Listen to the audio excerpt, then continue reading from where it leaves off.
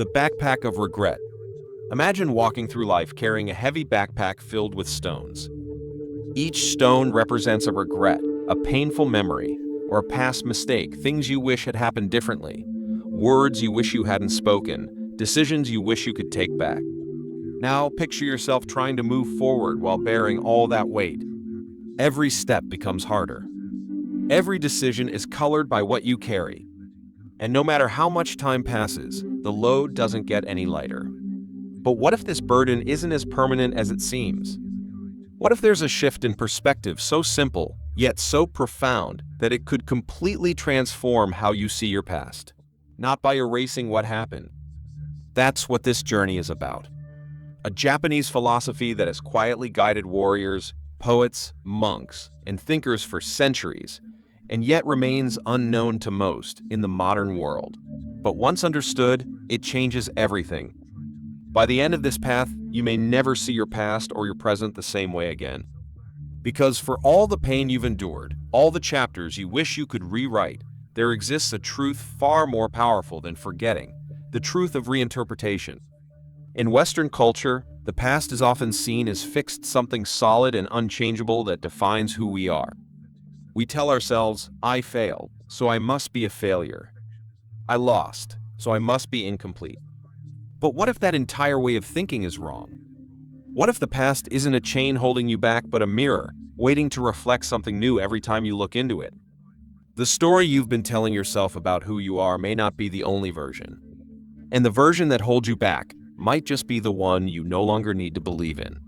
Because the past only becomes permanent when we stop allowing the present to rewrite it. The impermanence of memory. There is a concept in Japanese thought called mono no aware. It translates roughly to the pathos of things, or more precisely, an awareness of impermanence.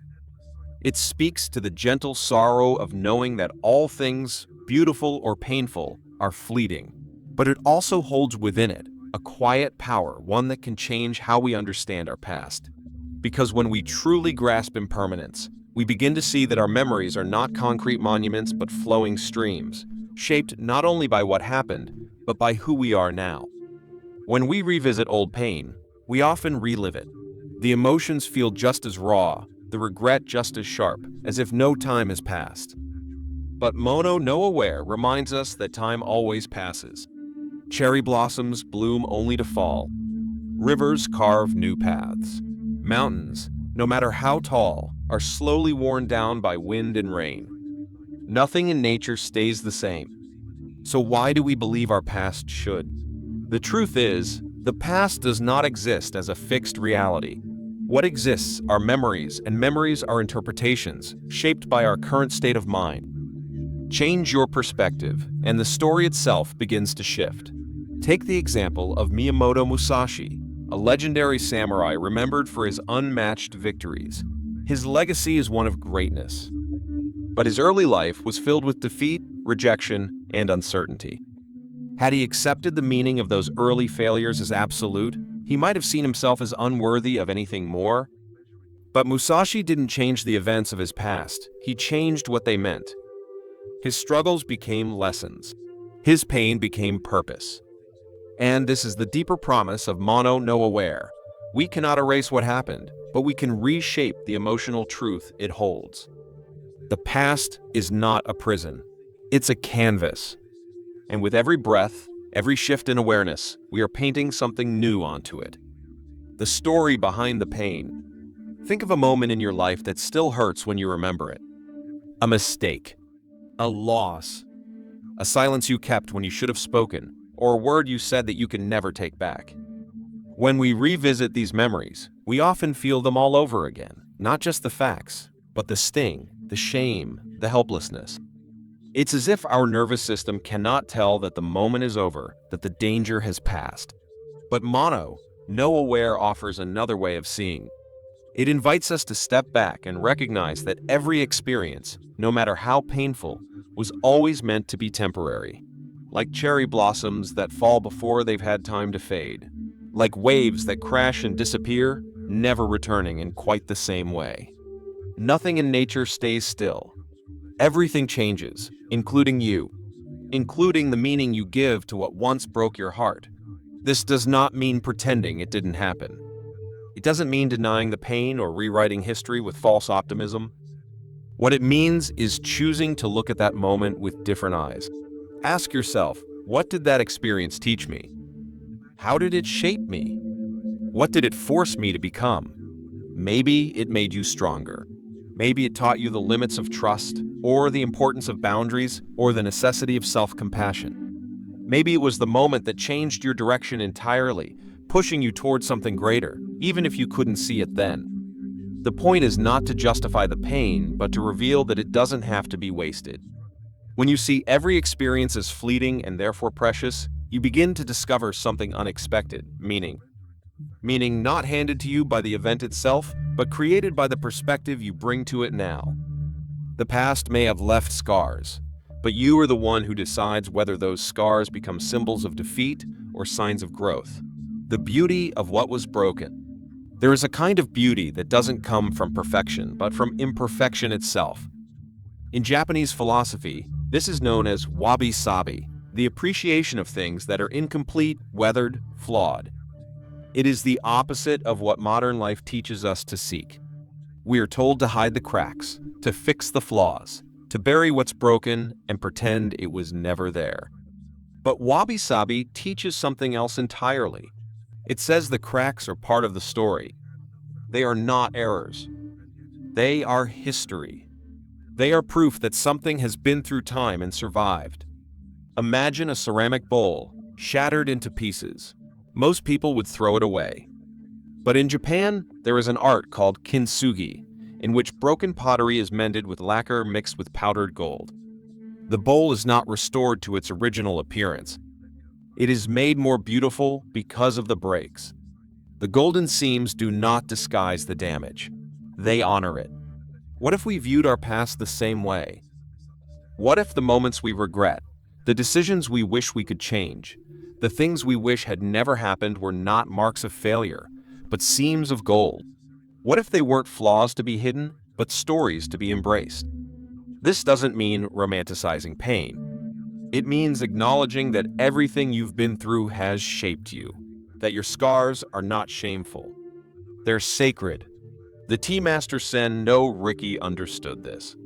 He rejected luxurious, ornate tea sets and chose simple, often chipped and irregular bowls. He saw beauty in their rawness, their honesty, their uniqueness. They were not valuable in spite of their imperfections. They were valuable because of them. What would change if you looked at your past like that? Not as a series of mistakes, but as the material from which something rare and irreplaceable has been made you. Honoring the scars. We often think healing means erasing what hurt us. That to be whole again, we must return to how things were before the break. But wabi-sabi suggests something radically different, that healing is not about returning, but about transforming. It's not about hiding the scars, but about honoring them. Because the scar is where the light gets in. The scar is where the story begins again. Every regret you carry, every memory that stings, every part of your life you wish you could rewrite, they are not signs of failure. They are the places you grew, the places you were tested, the places you didn't give up. And if you trace those cracks with gold, with attention, with meaning, they become part of something beautiful. Not perfect, but true. Think of the times you've whispered to yourself, if only I had done it differently. If only I hadn't made that mistake. What if, instead of asking those questions, you said, that was a moment of becoming. That was a necessary break in the bowl of my life so that I could repair it with intention. This is not an invitation to deny what hurt. It is an invitation to see what that hurt created within you. Empathy, wisdom, depth. It's an invitation to step out of the narrative of shame and into the narrative of evolution. And in that shift, everything changes. You stop seeing your past as a list of wrong turns. You begin to see it as a handcrafted map. Every detour was part of your making. Every flaw, part of your fingerprint. You were never broken. You were being shaped. And the story you carry lined with golden seams is more beautiful now than it ever would have been if it had remained untouched. The self that no longer exists. Who were you 5 years ago? What did you believe in? What kept you up at night? What made you feel alive? Now look at yourself today. Chances are, you've changed perhaps in ways you didn't even notice. You've shed layers of certainty, outgrown fears, picked up new values, let go of old dreams. And yet, how often do we still punish ourselves for the choices of that earlier self? How often do we hold on to past identities like they are still who we are now? Zen philosophy calls this illusion the false permanence of self. And from this insight arises the concept of muga, the dissolution of the self. It's not nihilism. It's liberation. It's the understanding that who you are is not a fixed entity but a living, evolving process. Just as a river never flows the same way twice, neither do you. The pain you carried yesterday belonged to someone else. The voice in your head telling you who you are may be echoing from a version of you that no longer exists. And if that self is gone, then why do you still carry their shame? Why do you still wear their mistakes like a name tag? Muga asks you to see clearly. You are not who you were. You are not even who you were 5 minutes ago. In every moment, you are shifting, unfolding, becoming. This is why many Zen monks meditate not to escape life, but to see it as it is. Meditation silences the story of self long enough for us to realize there is no single self to protect or preserve, only presence to inhabit. When we cling to who we used to be, we get stuck in a story that no longer fits. But when we let go of that story, we make space for who we are now. And in that space, something remarkable happens. The past begins to loosen its grip, not because it disappears, but because it no longer defines the person you've become. The stories we no longer need. There's a story you've been telling yourself for far too long. Maybe it sounds like, I always mess things up. Or, I'm not the kind of person who succeeds.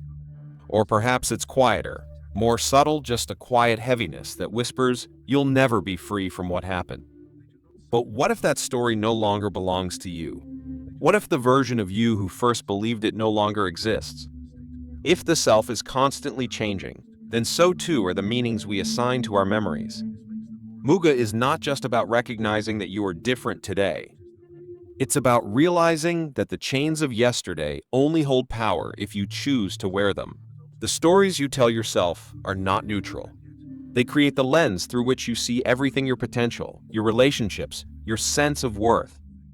And yet, these stories are often rooted in pain. In moments you survived. In emotions you didn't know how to process at the time. But now you do. And now you can choose to rewrite. This doesn't mean pretending the past was beautiful. It means giving yourself the grace to see it differently, to extract wisdom from the ashes, to recognize that the self who failed is not the self who stands here now. When you see this clearly, the need to cling to old identities dissolves. You stop needing to explain why you are the way you are. You simply are. That is enough. The monks who sit in silence are not running from their memories. They are learning to see them without attachment, to watch them rise and fall like waves, knowing they are not the ocean. You are not your past. You are not your story. You are the awareness behind it and the author ahead of it. And the moment you stop rehearsing the pain, you start remembering your power. Letting go of what cannot be changed. There are things in life that cannot be undone. Words spoken in anger. Doors closed by others. Moments where everything shifted and you had no control. We carry these events like splinters under the skin, tiny, painful reminders of a truth we refuse to accept. It happened and we can't go back. But in Japanese philosophy, there is a phrase for this acceptance, shikata ga nai. It translates loosely to it cannot be helped. At first, it may sound like resignation, but its true meaning is not surrender. It's clarity. It's the wisdom of knowing when to stop fighting what already is. It asks a simple question. If it cannot be changed, why are you still giving it your energy? The pain is real. The injustice, perhaps undeniable. But the more we replay it, the more power it gains. The more we resist it, the more it defines us. Shikata ga nai is not about approval. It's about release. It's the choice to stop looking backward and to begin asking, what can I create now? After World War II, Japan was devastated, cities flattened, lives lost, a culture shattered. But the people turned to shikata gao nai not to forget, but to move forward. They focused not on what was ruined, but on what could still be rebuilt. That is the heart of this concept, transformation through acceptance. Not passive waiting, active living. When you say, it cannot be helped, you're not giving up. You're choosing to stop pouring your energy into a battle with time itself. The past is unchangeable, but the meaning you bring to it is not, and the life you build in its wake that is still yours to shape. Letting go isn't weakness. It's the most courageous act of all. It's the moment you choose presence over pain, creation over rumination, peace over punishment. The moment that will never return. If the past cannot be changed and the future cannot be known, then where does that leave us? Right here, in this breath, in this blink, in this moment that will never happen again. There is a Japanese phrase for this truth, ichigo, ichie. It means one time, one meeting, and it carries within it the deepest reverence for presence. It reminds us that every encounter, every experience, every shared glance or spoken word is entirely unique, unrepeatable. It will never unfold again in quite the same way. And when we understand this, everything shifts. We stop measuring life by what could have been and begin cherishing what is. We listen more deeply. We see more clearly. We love more fully, because we know that this moment is not a rehearsal. It is the performance. Think of a sunset. If you spend it comparing colors to yesterday's sky or worrying about whether tomorrow's will be more beautiful, you miss the one unfolding in front of you.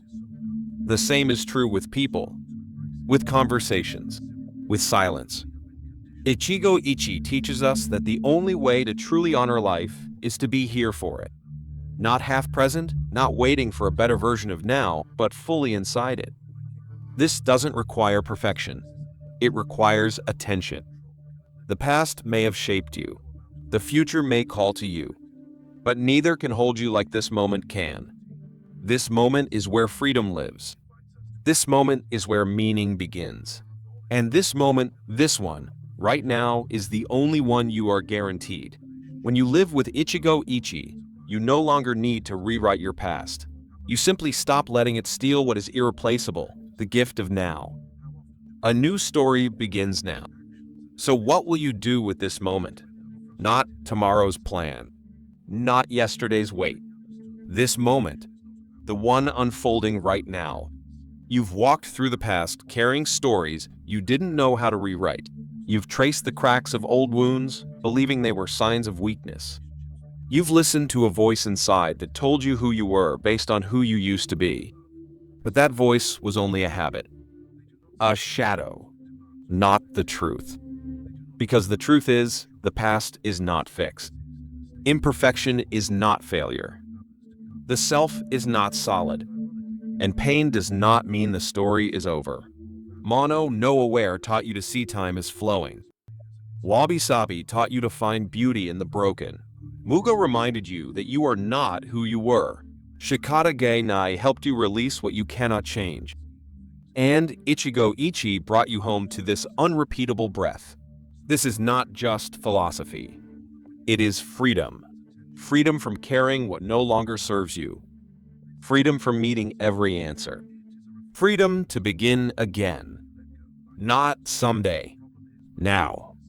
Because this moment, this quiet passing moment, is the only thing that has ever truly belonged to you. So take a breath. Feel it fully. Let it mark the place where you stopped looking back and started moving forward. Let it be the golden seam where everything changed. And if this message resonated with you, really pause and ask yourself what it awakened. Then share it. Not just with others, but with the part of you that's ready to live. You can leave a comment if you feel moved, or simply sit in silence, letting this truth settle like dust after a long storm.